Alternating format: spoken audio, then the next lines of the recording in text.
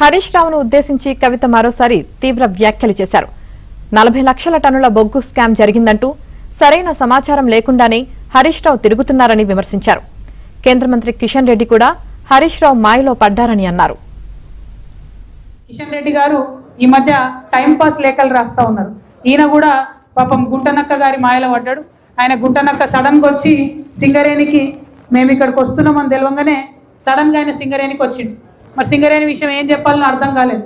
ఏం చెప్తున్నాడు? 40 లక్షల బొగ్గు మాయమైందట, ఎడుకో వెళ్ళిపోయిందట, ఎవడో ఎత్తుకపోయిందట. కాబట్టి దానికి వెంటనే ఈయన గుంటనక్క లెటర్ రాయంగానే అడిగేది కిషన్ రెడ్డి గారు లేఖ రాసిండు. అరే ఎక్కడ పోయిందో కనుక్కోండి అని రాష్ట్ర ప్రభుత్వం మీద లెక్క రాస్తున్నాడు. నిజంగా హరీష్ రావు గారు అసలు బొగ్గు మీద సింగరేణి మీద ప్రేమ ఉందా, లేకపోతే సింగరేణి సంస్థను కూలగొట్టాలి, కొలాప్స్ చేయాలనుకుంటున్నా నాకు అర్థమైతే లేదు. అంటే సింగరేణి సంస్థ బాగుండాలి అని చెప్పి అప్పులు పుట్టాలి, మార్కెట్ క్రెడిబిలిటీ ఉండాలని చిన్న చిన్నగా స్టార్ట్ అయిన అడ్జస్ట్మెంట్ ఇప్పుడు పెద్దగా అయింది. అది అన్ని ప్రభుత్వాలు చేసుకుంటూ వచ్చినాయి. ఈ హరీష్ రావు గారికి మరి తెలుసో తెలియదో మరి ఎందుకు వచ్చిండో సింగరేణికి, ఇక ఒకరి మీద పోటీ పడదామని వస్తే ఇట్లనే పరేషాన్ అవుతుంది.